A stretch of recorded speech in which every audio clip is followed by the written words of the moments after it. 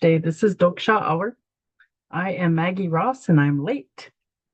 Coming to you live from Porcupine, South Dakota. The original plan was that this would be live from Flandreau, South Dakota. But the weather kind of got funky over there, and so we thought we better get on the road and get home. And so we got home and here I am. So thank you guys for joining me and thank you for waiting for me and all of that good stuff. Yeah. Got a lot going on. A lot going on.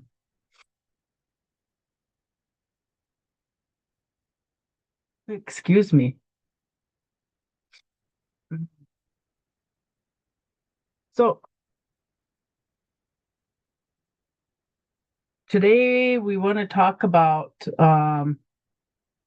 identity, our responsibility to identity, and then we want to be talking about preparing for the 2026 ballot. We've been a little bit off. We've been a little bit off with going with getting ready. So we are already in January. It's January 4th, 2026. And we know that congressionally, we know that Dusty Johnson is not running for his seat in the Congress, in the House. He is now running for governor, and he's going to run against the current governor, Roden. And so he's doing that, which will be interesting to see how the Republicans battle it out. There are some, there's a Democrat, and I forget the name. I looked this all up, and then I'm just drawing blanks now. Oh my God. But anyways, so we'll get talking about that, about Dusty Johnson, Mike Rounds, and other things that we should be talking about. So, Toksa Hour, we usually aren't, we usually don't react to the news cycles. It's more about understanding what we're being asked to carry forward. And so, like, there might be big news, breaking news. Sometimes I go right into breaking news, but a lot of times, I'll spend some time just working on the agenda and looking at what we should be talking about. I was in Flandreau, South Dakota, wasn't planning on that, but Trump bombed Venezuela and stole or kidnapped the leaders and put them in prison in New York City. And so Ma'am Danny responded and said, "Hey, I don't agree with this." And people are like, why do you even care? How does he even get to have an opinion? And it's because he's the mayor of New York. So he should have a say in whether or not his political prisoners are being kept in federal incarceration in New York City. So yeah, he should have a say in that. Prior to bombing Venezuela, there was a lot of like crazy conversation about his swearing in, and his inauguration was awesome. I watched it, loved it. Woo, Ma'am Danny, 100% support. But there were certain people that were just mad that he swore in on the Quran. He's not the first to have done that. And there's even where presidents have sworn in on a stack of books, just the Constitution or a comic book. And so it's not like a set thing that you have to swear into the Bible, because we are not a Christian state, even though everybody wants to say we are a Christian state. And so I want to make this known if people don't know. And you can go and fact check me if you want. But George Washington has even been known, reportedly, because they are in the Library of Congress, he purchased 3 Qurans. That was like when? So he wanted to study the Quran. And so those are at the Library of Congress. You can go check them out there, or maybe not check them out, maybe look at them. Because if you're a crazy Christian person, you'd probably be trying to burn them up or destroy them or something. Anyway, so just so you know, if you didn't know, now you know. Kind of exhausting work. I spent some time kind of trolling some people on Substack, because they hate Muslims and terrorists. I mean, that's what they call it. All the Muslims are terrorists, and it's like, geez. Anyway, so I had fun doing that. I mean, this is back like in 2016, I became a troll, a Republican troll or a MAGA troll. There wasn't really there was MAGA then. But anyways, I would do that in the no dapple places. I would be carrying on with them and whatnot. So waste of time maybe, but also, like, because that's what they do. They troll people to make them be or feel insignificant, and make fun of them. And so I just do the same thing right back to them. Everything they say to me, I say it back to them. And whenever they resort to naming me, calling me names, then I say, "Oh, are we sad, or are we having a mental breakdown?" Like, just give them a hard time back, because they'll always call progressives or liberals or Democrats crybabies or snowflakes. And so then I call them snowflakes, because they're the ones that are so unhappy that they're trying to disrupt the whole world to get their way. So I'll do that. I can be annoying, I know. Anyways, so I wanted to do a recap. Oh, and I'm sorry, let me pause a little bit here, because I was supposed to send this notification out for the live as soon as I got home. So I need to do that as soon as I can find it. I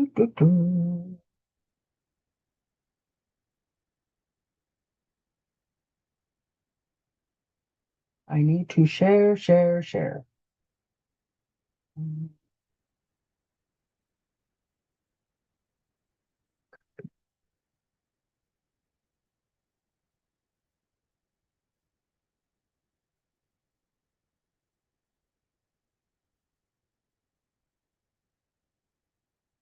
Some people don't get the notifications when I go live. And so, and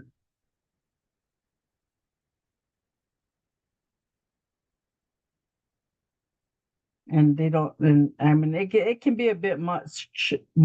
So, to try to figure it out.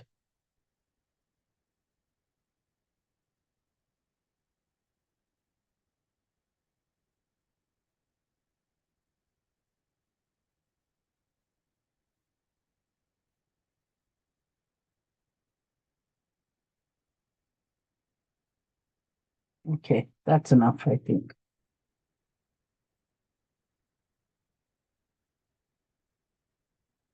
All right. So,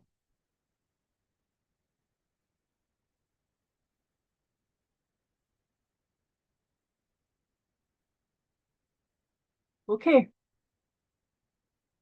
So we can go ahead and get started. Um, so as I was saying, like, we want to, this week I wanted to be talking about um preparing for the 2026 ballot. So, last week, just as a recap, I spent some time talking about my mother, who had passed on, made her journey, and Chris Eaglehawk, both of them making their journey, and the impact and influence that they've had in my life. So I spent some time talking about them, and I read my mom's poem, and and then I shared a TikTok that I created for my mom. And then I talked about identity, and like how oftentimes we don't understand the importance when somebody is falsely claiming to be someone they're not, or they're stealing an identity, and what that can do to a person financially, or to an institution financially. to groups of people financially, like the harm that happens when people do commit identity fraud or identity theft. And so it's really important that we know and we pay attention to it, because it isn't just like saying, oh yeah, they're they're just trying to be, like uh sometimes it gets, because of the nature of the game, it becomes, or people want to label it identity politics. And but it's not, it's okay, I guess you can say identity politics, but then when it's you and your own bank account and all of that stuff that where you were thefted, then it's a different story. It's hard. And so I think that's real important to pay attention and to know how real identity theft is, and it's on all kinds of levels of stealing an identity.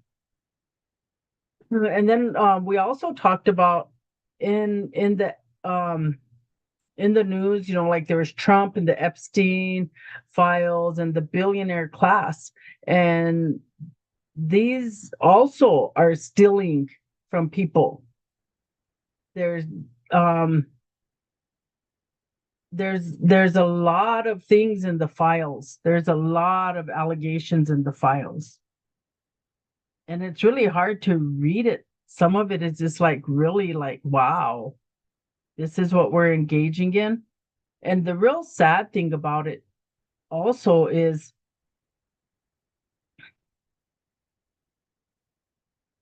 people making excuses for it. How long has it been that these girls, because they were children, they're girls, when they started naming and saying, and people just pushing them aside and saying there's something, like dismissing them, the harm that was done to them. And like if you're a mother or father and that's your child, what do you do? What do you say? How do you react? How do you act? So that's like a big something we should be paying attention to. I know for me, I would be upset and I would be devastated, and I would probably be raging. But that's kind of like how they keep you off guard, is that they make you crazy, and they get to sit there because they're these rich white perverted men and women, and they get to just sit there and stare at you with stone face, like look at them. They just don't say nothing, and then they just watch you and the rest of the world go crazy about it. No conscience. So power that hides behind distraction. So that's the other thing, right? So Venezuela, like I said, we just getting into it with Venezuela. And why would we be doing that? Well, Netanyahu was over visiting with Trump, and now we've attacked Venezuela. And Trump kept saying that we're attacking Venezuela or the boats because of fentanyl. They're trafficking fentanyl to the United States. But then that's not even why we did it. We did it because Venezuela has the largest oil deposits, more than in the Middle East. And Venezuela, because Trump went and did the tariffs, right? And just devastated people, like not want to do business and whatnot with them. And so countries like China and Russia and Iran and other countries just went to go do business with Venezuela on their own. And so now Trump says that the United States is going to be occupying. We're going to be occupying Venezuela until whenever, probably until the billionaire people can I gotta clean this thing here. I'm all blurry. Sorry. That's any better or not, but I seem to be all blurry. My face, I'm going all over.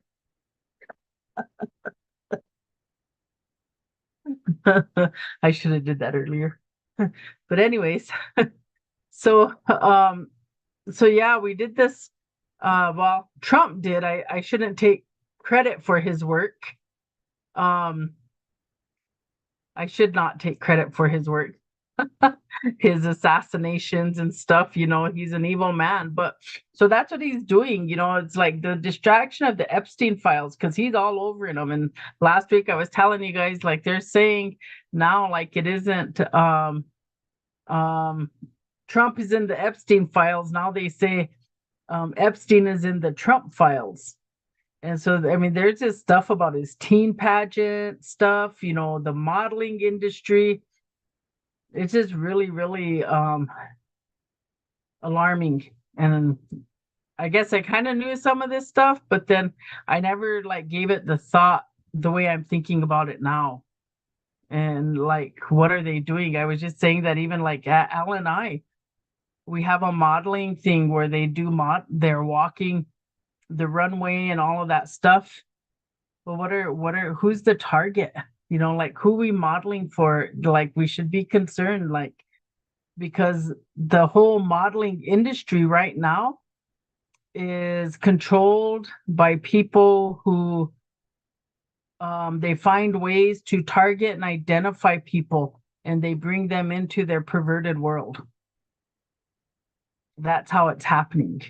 And so even in it, like in those files, there's even, the speculation or the accusation that Melania, or how I can't even say her name now, that that's how she was in they brought her in the modeling industry, brought her for Trump.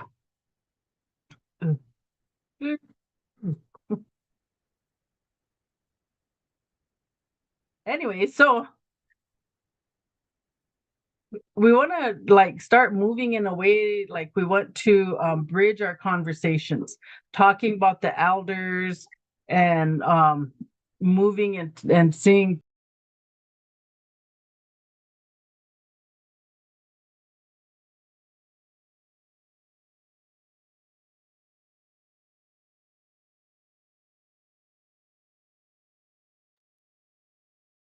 granddaughter knocking on the door.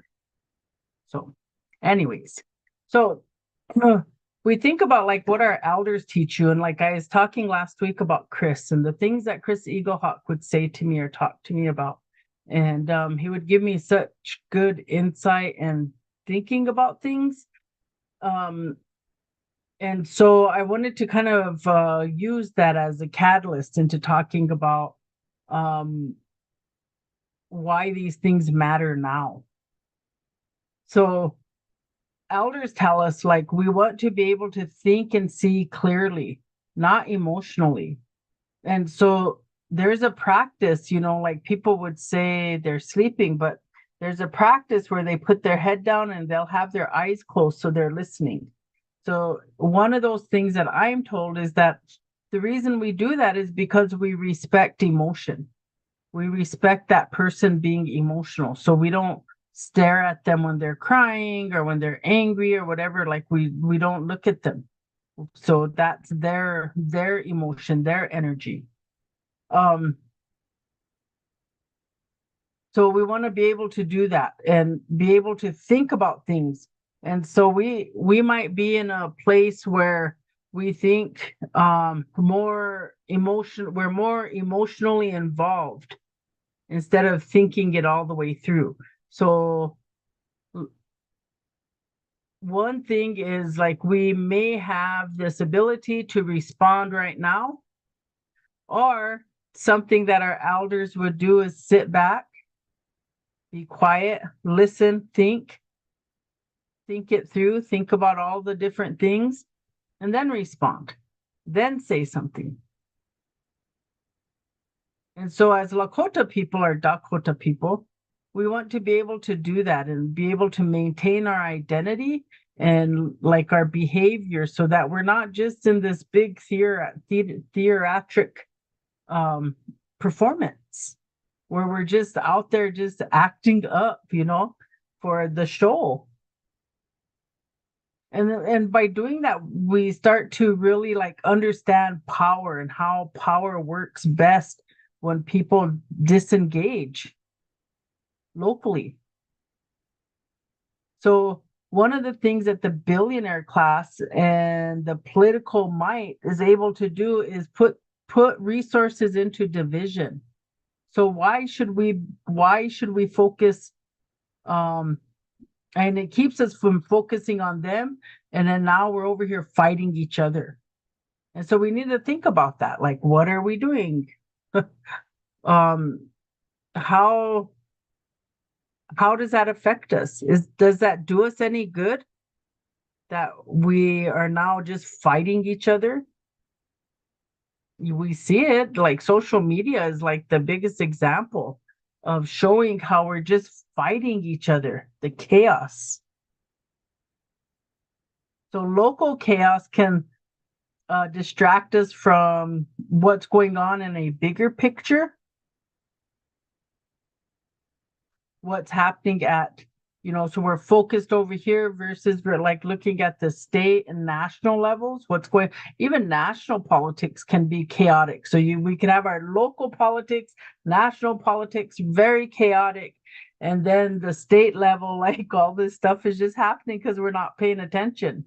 Because there's no reason to pay attention to the state because we're Lakota and we're sovereign and whatever. So we don't even need to care or whatever, but we do because they all funding usually goes through the state. It doesn't come like we don't make these big fights to say because we're sovereign this should come, or like we're not even saying, hey, look at Israel, you're allowing Israel to get billions of dollars without their strings attached. We want that too. We want to operate that same way with no strings, but we don't do that because we don't even see it or we don't even think about it. So we make these big arguments, but we might be forgetting what's happening with this at the state level. And so that's where all our funding comes from, mostly these days. So last week we spent a lot of time talking about power, naming it. This week we want to start recognizing where the power actually shows up in our lives here in South Dakota. My camera is being weird.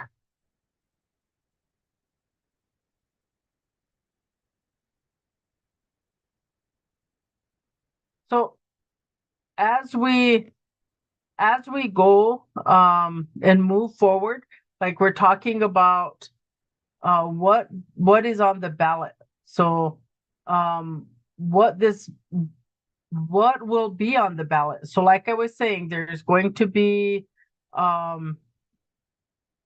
several things, like initiatives or amendments.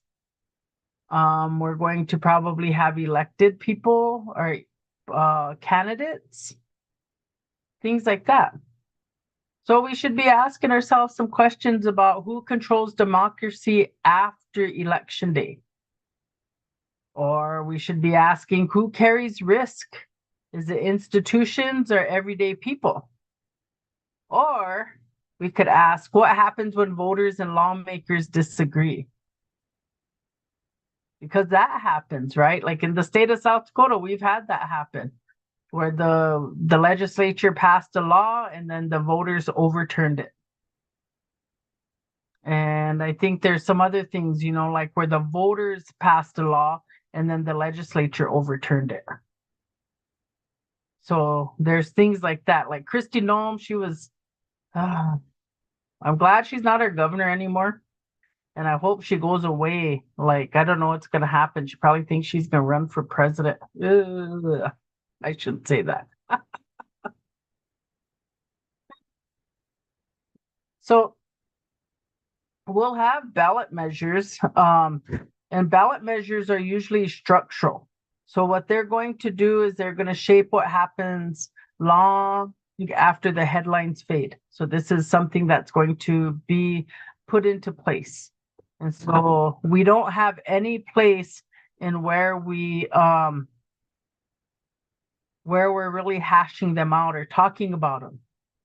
And so I spent some time going over to the South Dakota Secretary's page and looking at the ballot. So we know that there are quite a few initiatives that are coming. So there's one where we're talking, or when they do ballot initiatives or amendments, what they're trying to do is get the voter involved, engaging the voter. And so, how do we become involved or engaged, or when? When do we do that? So there's a process that needs to happen as voters, as people, constituents. Like, we need to be informed about what is happening and what is coming. Because when we're not, then things just roll over us. And because we didn't organize in a meaningful way, then there's problems that happen. And then we lose because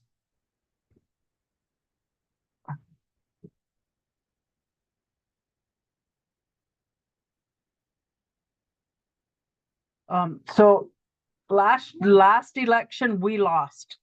We lost. We lost on Medicare expansion. We lost. We lost because they were able to say we have to work now in order to receive Medicaid. So there's initiative, and then we lost with food stamps. You have to work, and it's crazy because Walmart, you're already working, and you have to be on food stamps because they don't pay you enough. But we lost. We lost as voters.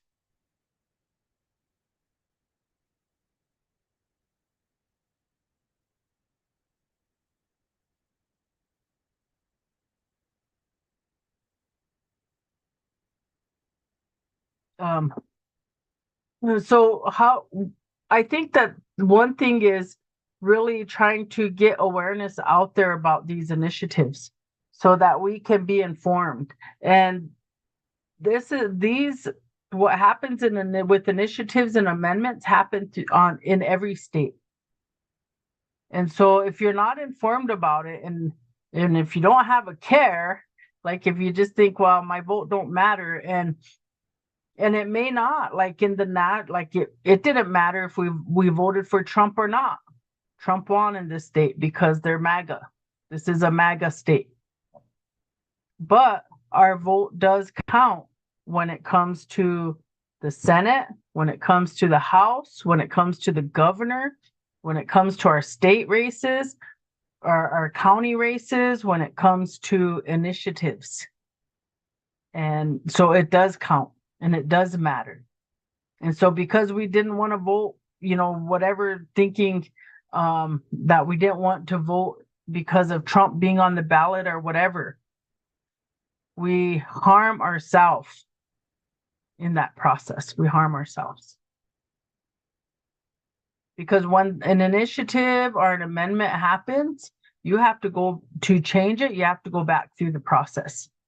You have to go get a petition. You have to do all of these things, and they'll tell you what the signature amount is, and you'll have to do that. And then you'll have to spend some time campaigning to let people know that it's on the ballot.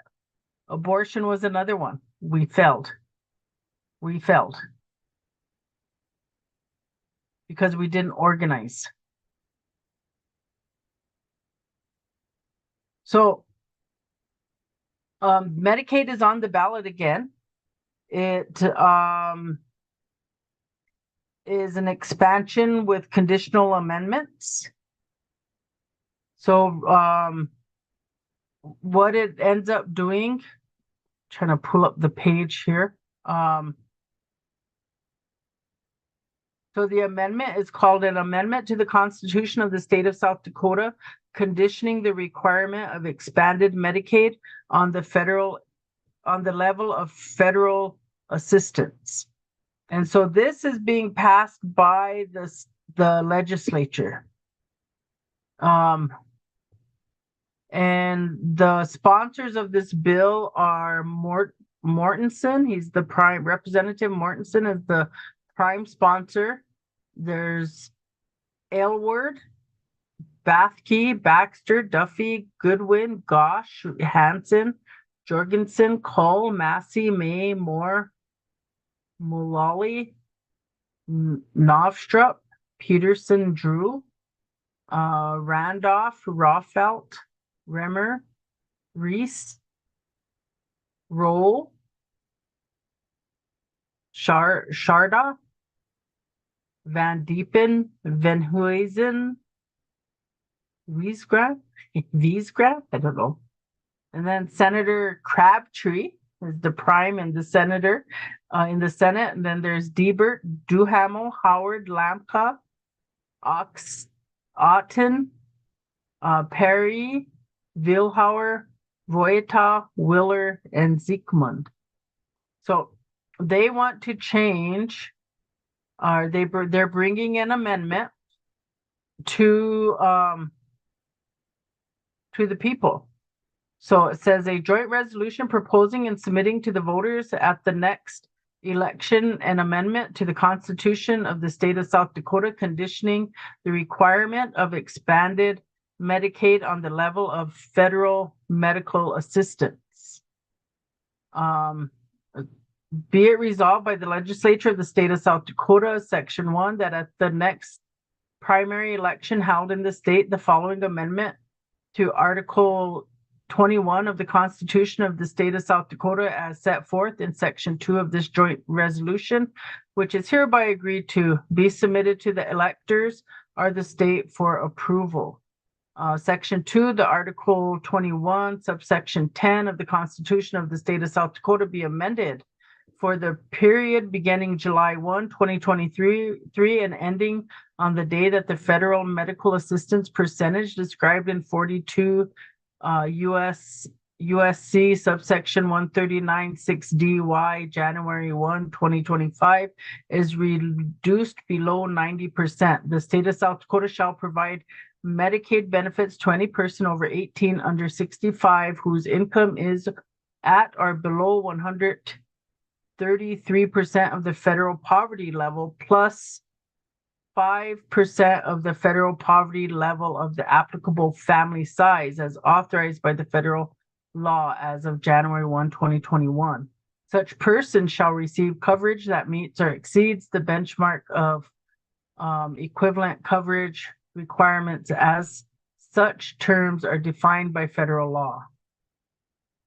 The state of South Dakota may not impose greater or additional burdens or restrictions on eligibility or enrollment standards, methodologies, or practices on any person eligible under this section than on any person otherwise eligible for Medicaid under South Dakota law, except that the state of South Dakota may, to the extent permitted by the United States Department of Health and Human Services, Centers for Medicare and Medicaid Services, impose a work requirement on a person eligible under this section who has been diagnosed as being physically or mentally disabled. So with what they're doing or in their proposals,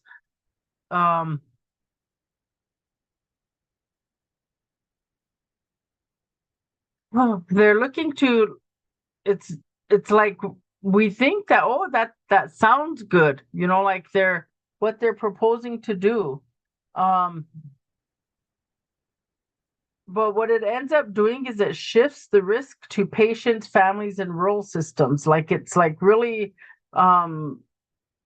looking at how ways in which they can lessen the agreement because we voted for Medicaid. So now they're trying to figure out ways to not have to do it. So they're changing language in subtle ways. And so we need to be paying attention to that. And we need to have more clarity. And so what I'm proposing to do is for each one of these things is to find some people to come and talk about what does this mean? What does this initiative mean? They're also proposing to do a taxation and funding government. So they want to repeal property tax and then move that to retail transaction tax. So the property tax assessment cap is 2.25%. So what happens?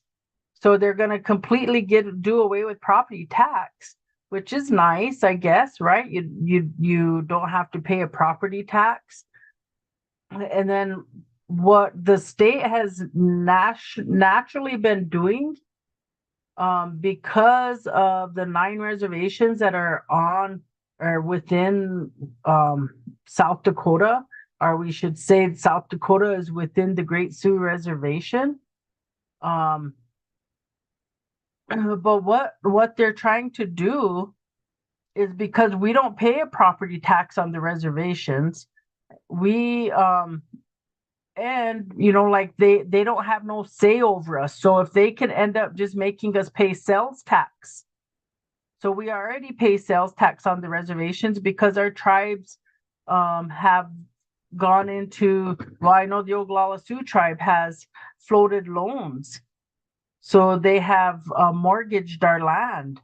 And so the sales tax, motor fuels tax, all of those taxes come back to the tribe. So the tribe sends all the taxes to the state. The state takes a percentage of the tax for administrative fees and sends back the rest of the money to the state or to the tribe.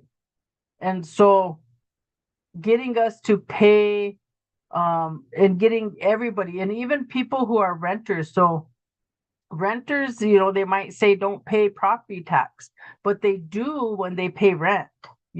That's included. Any real estate or any homeowner who is renting out their property and does not include property tax is kind of crazy, into factoring what their monthly rent would be. So this is and then it's real interesting.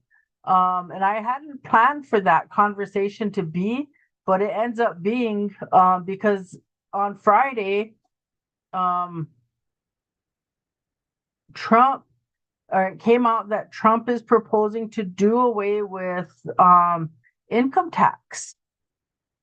So he wants to get rid of income tax, and then he also wants to do a 30% sales tax across the board.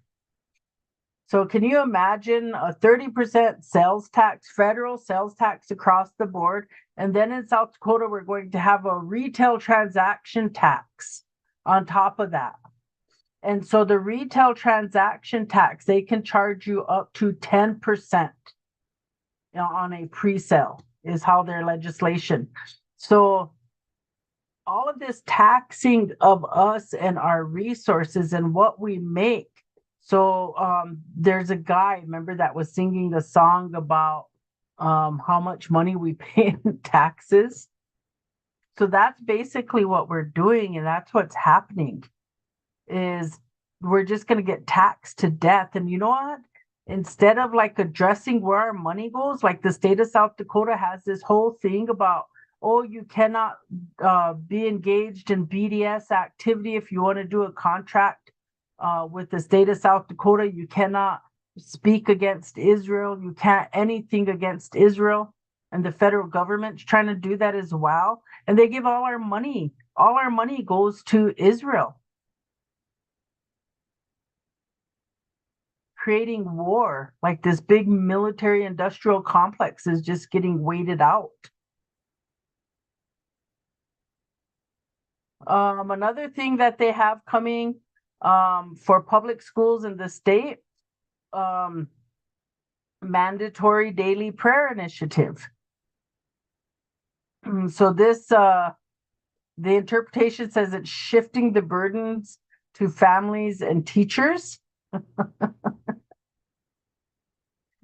So if you want to not have to pray at school, you then have to, as a parent, go in and sign a waiver. And so I don't know what they will do with all the students, So all the students then that get waivers have to go where? But anyway, so that's coming. The legislative researchers said that this is questionable because it can be challenged in court. mandatory daily prayer. But we should know. So where then do we get, like, we need as voters, we need to be expressing ourselves. We need to learn to write letters to our legislature, and we also need to learn to call them. Just as much as we're going to call John Thune, Dusty Johnson, and Mike Rounds, we need to be calling in District 27, we should be calling Puri Puyer. We should be calling Red Dawn Foster. We should be calling Liz May. We should be calling them because those Republicans are calling them, telling them what they support, or at least for Liz May. And then Puri Puyer became a Republican. So she switched. But they're going to get all the support from the Republican side. We don't engage. We're not engaging with them and saying, hey, I disagree. I actually do. I never get a response. Puri doesn't respond to me. Red Dawn, Liz May, none of them respond to me. Not even Larry Roden. I emailed them. I emailed their legislative email in my agreements or disagreements, but they've never responded to me. But I guess, I'm always saying that because if they don't engage, then why do you support them? Why do I don't support them? Why don't I support you? Because you don't engage.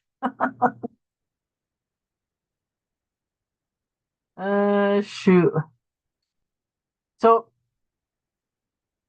it's really important, like when we get to thinking about what they're trying to do to change at the local level, that we are engaging. We are not just like reading the title and voting. Like, we got to read the words. What's the intended change? And how is that going to be impacted? And so, does the state impact reservation life? It sure does, because we have public schools where the funding comes from the state on our reservations. We have state roads. We have some state offices.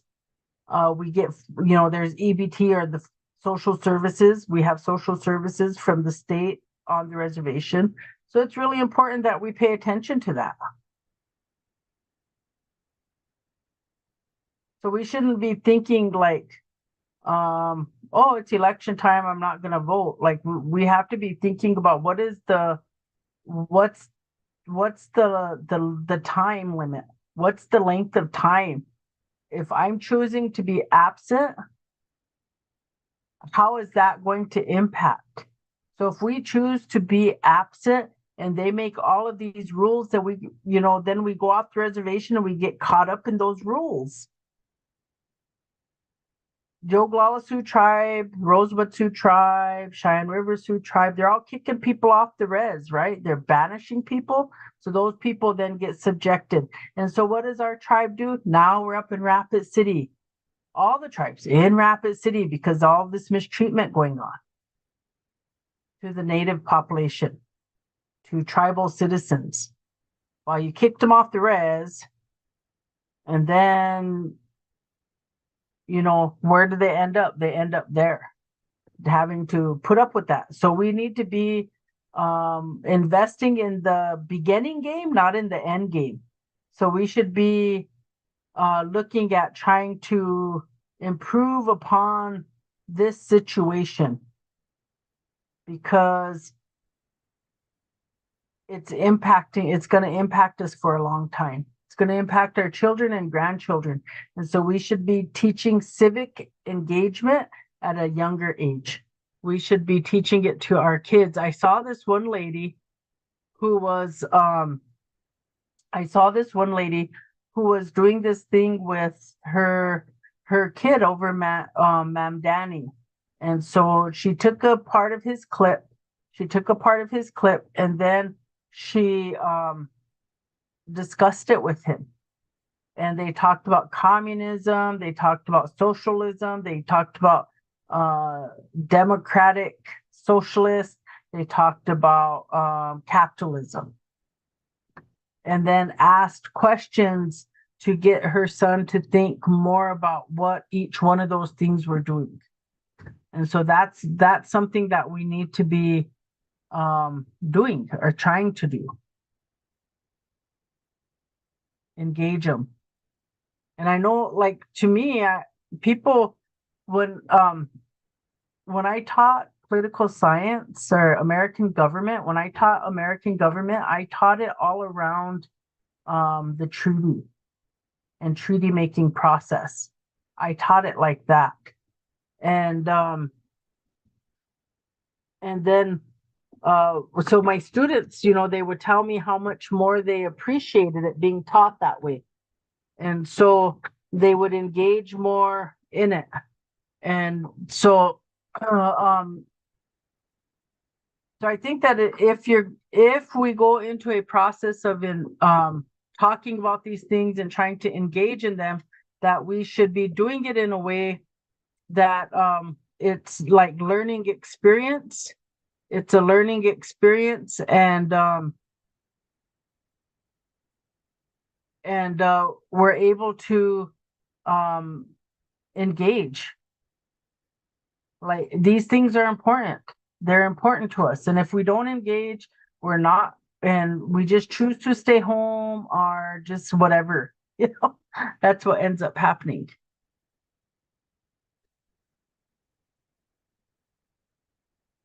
Everything seems to be kind of chaotic. Shoot. So I went um I went to Flandreau, and I wanted to spend some, go visit my dad.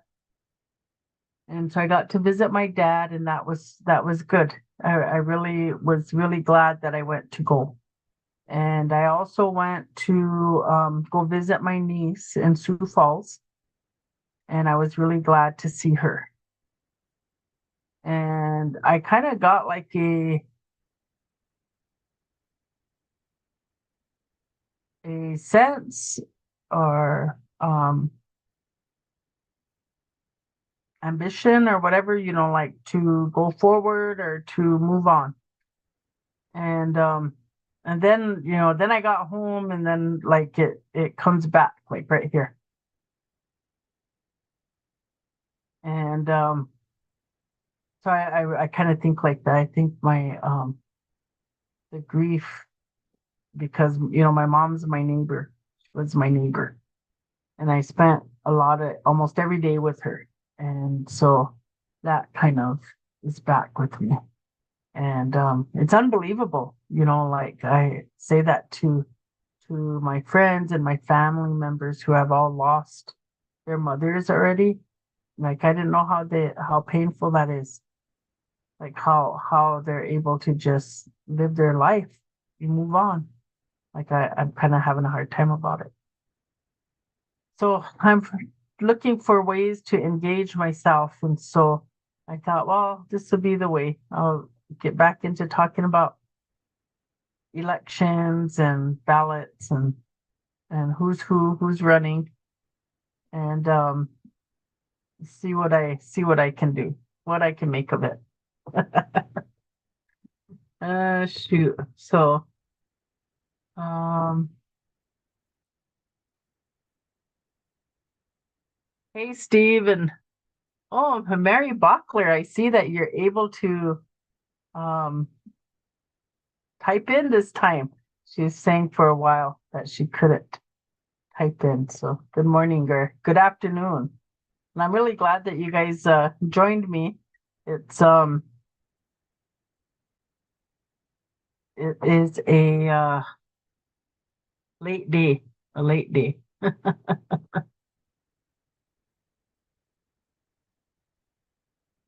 Yeah, that's true. We are federal Indians. However, as we know, our states are the federal government is giving more authority to the state governments to have say over us. And so that's a big thing. I think it's that. I think it's my curtain. that's causing this glare. I don't know. That's weird. Chi. Hey. Anyways, well, we're up on my time. I want to thank everybody for coming. I planned on being more. I was really excited to get home and do this, start this conversation, and I'm looking forward to having the ballot conversations about what is happening. And then I want to also look at like what are we doing in our tribes? So what the different tribes might be doing in their as they're looking at their are they bringing constitutional changes or initiatives and things like that. But we should pay attention to Donald Trump for sure. He's crazy and he's gonna get it. Well, he just did Venezuela, so and now he's even talking about Iran. So we'll have to see what's going to happen with that. That's scary. So, all right. You guys have a good rest of your Sunday. I'm home, back to work tomorrow. I dread it. I'm dreading it. Uh, oh, I started a web page. I forgot to tell you guys something new that I started. Now I gotta go find it. But I started a web page. I'll put it in. I I decided that I wanted to do something or start moving. Right, like I've been doing a lot of different things in regards to um trying to get myself going and doing something.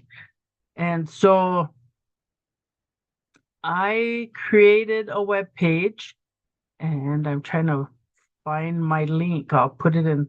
And I haven't been able to really get it up and going yet. I mean, it is, but like I didn't get it all up and going. Oh, typed in the wrong thing. I got fat fingers or wrong keyboard, something. Let's see here. Oh, did a sneeze.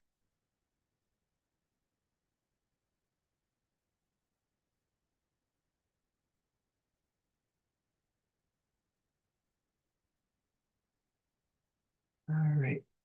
I went to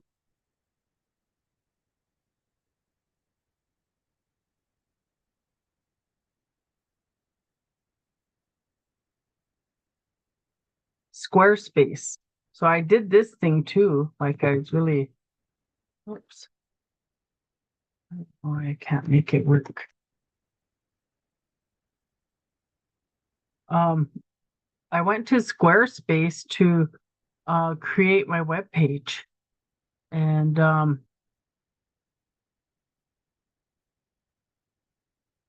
gotta log in. Um, I wanted to make sure that um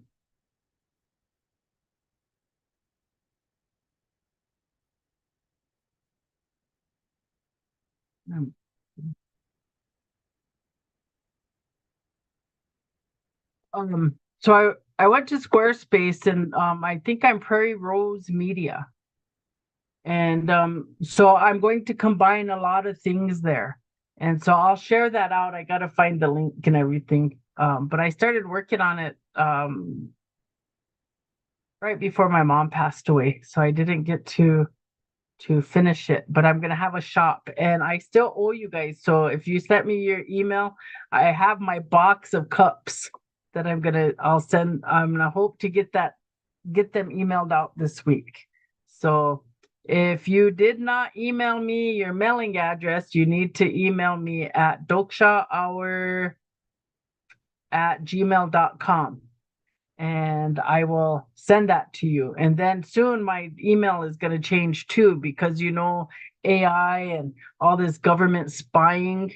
So I will be closing the Gmail account.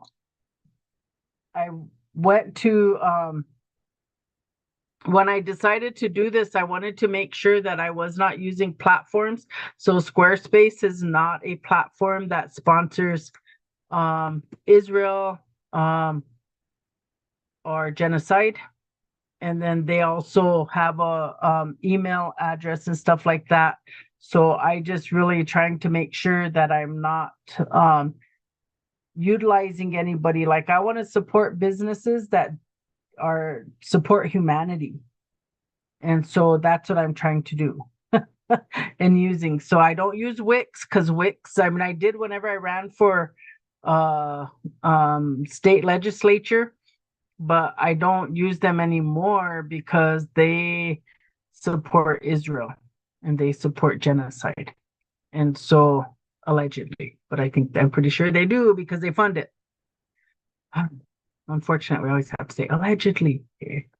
Anyways, all right. Um, broadcast blocked. Oh, hey, Raymond. I'm sorry that it was blocked. You know, Steve, you're talking about religion or Christianity. I really want to have a conversation about that, but I got off my whole investigation, so I'll have to get back to that one. It's kind of mind-blowing stuff. But anyways, you guys, I got to get going. You have a great rest of your day. I will see you next week from home. I won't be traveling. You have a super duper great day, and